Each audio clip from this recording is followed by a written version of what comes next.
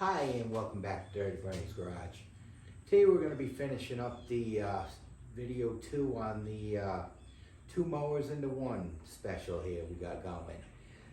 Give you a quick walk around to show you what's going on so far. We got a little bit done on it, not a whole lot, but I went ahead and installed the engine on the deck and everything. We got it looking pretty good actually for an old junker. All 4 wheels, we went ahead and greased them up. Engine's all painted, as you saw in the last video. Threw the muffler on, but there's another actual shield that goes over this muffler. I have to find one though. The other one was all broke up.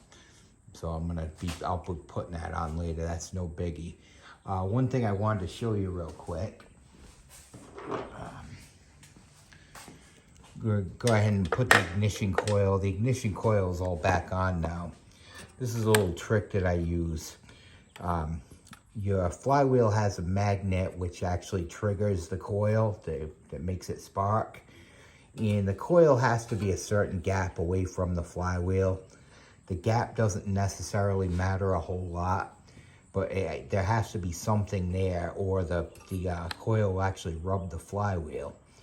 So this right here, this is an old license thing from work.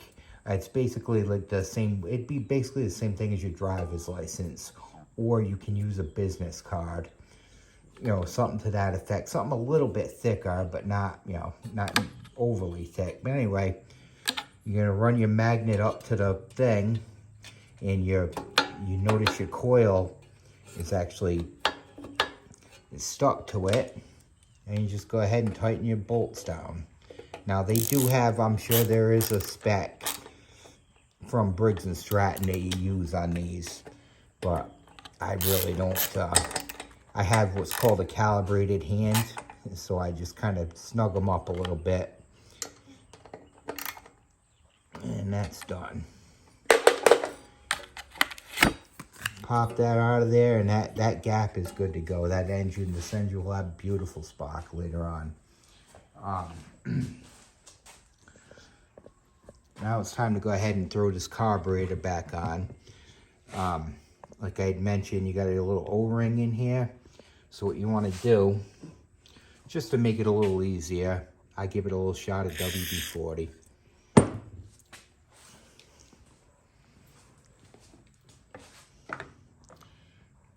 Now we're going to have to put it through this little Z fitting, which I'm going to set you down for that because it's kind of hard to do with one hand.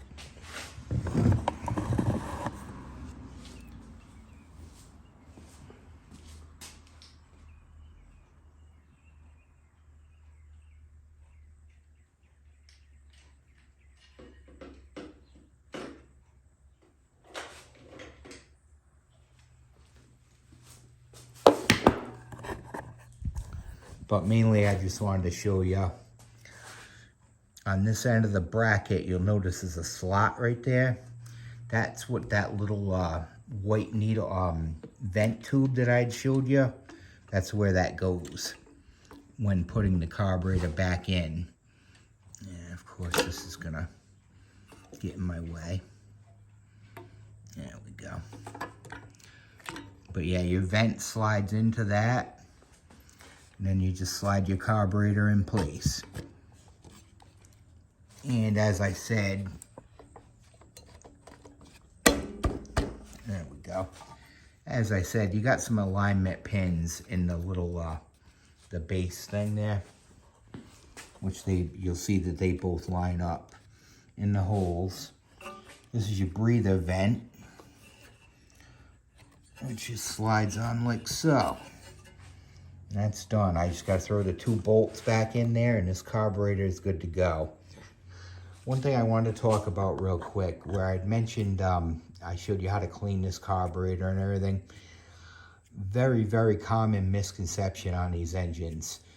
A lot of times these E-Series engines, you will hear a surge out of them, meaning that the engine will not run at a certain RPM. It just goes back and forth, up and down. A lot of people, I mean, yes, the carburetor does do that, but if you clean the jet in the emulsion tube correctly, as I showed you, that won't be your issue. Big misconception. A lot of people like to drill the jet out a little bit. That's not right. Okay, if you think about it, these engines did not surge when they were brand new. There's no need for them to surge now unless the carburetor is not cleaned correctly. And there is another very common issue, and that is right here. This is a spring. It's called your governor spring. As you see, the governor it's a spring-loaded piece. What's going to happen is your governor is going to kick in, and it's going to hold this thing at a certain RPM. But this spring does get weak, and the governor will actually override this spring. So if you have one of these carburetors, you feel you have it cleaned correctly, your next thing you want to check is the spring. I actually replaced this one because the original one I felt it was a little bit weak. I pulled this off of a different engine. So that's pretty much all there is to it. Let me go ahead and put our starter cup on there.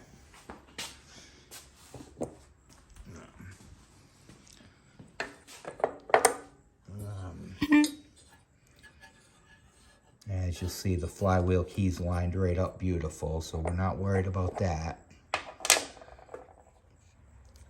You're going to see the starter cup's got a couple tabs on it, and that's just going to go right here on the flywheel. You'll see a slot here and a slot here. That just lines up with them. Drops it into place. This little square doodad's got to go on there too. Like so, that doesn't matter where that sits. But it just goes like so. It takes a 15/16 socket. And that's that. Again, I'm sure there's a certain torque that this goes to. Like I said, I've been doing this long enough. I just, you know, I'm good at it. But anyway, the only thing that's going to be left now is I'm going to go ahead and put these bolts in. I got to clean this pull starter up a little bit before I put it back on. We'll throw the gas tank on, and I will see you in the driveway shortly. We're going to hear this one run today. All right, so I got this pull starter all cleaned up. Had a lot of dirt and whatnot. Figured I'd show you how one works anyway. When you pull your rope, you're going to see those two little things pop out. They actually engage into that starter cup that I just put on the engine.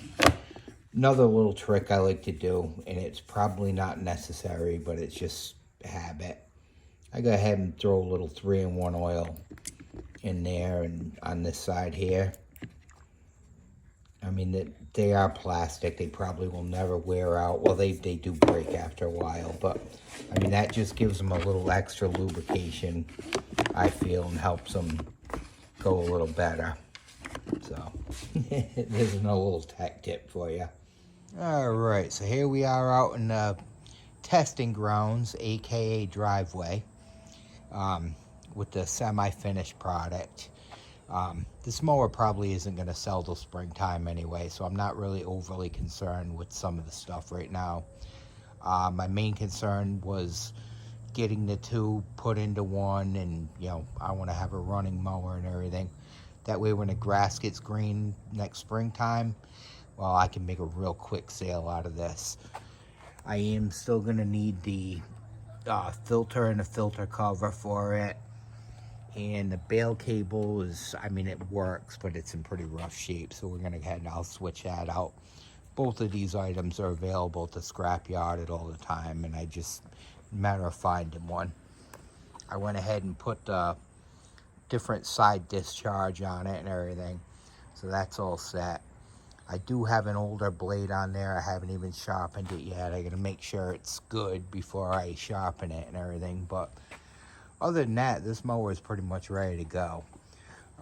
Like I said, it's not the prettiest thing on the block, but for somebody, a younger couple on a budget or whatever, I can give somebody a really good deal on this mower, and I can still actually make money off of it. And I mean, I can actually prove it's been rebuilt. I got video proof of it. So anyway, but now for the good part, we're gonna go ahead and fire this thing off for the first time. So I'm gonna set you over here on a stand for a minute. And let's see what let's see what she's gonna do for us. It's either it's a good one or a flop. So let's see what happens. Go ahead and prime her a few times. This thing might take a few tries to start. As I said, I've never heard this engine run before.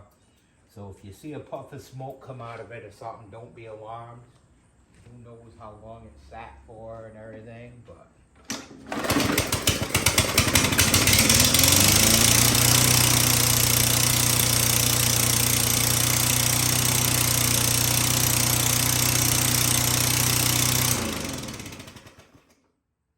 Alright, well, as you can see, we have a hole in a muffler or something that's a little too excessively loud for me. But I hope you heard it. It does run, and it actually runs fairly good considering. Come springtime, I'll do an update on this thing when it's completely finished and everything. But there you have it. First pull. That was the first time anyone's ever heard this engine run. You and me both, you know, saying. But anyway, I hope you enjoyed this video, and you know, like, comment, subscribe, all that nonsense, and have a wonderful day.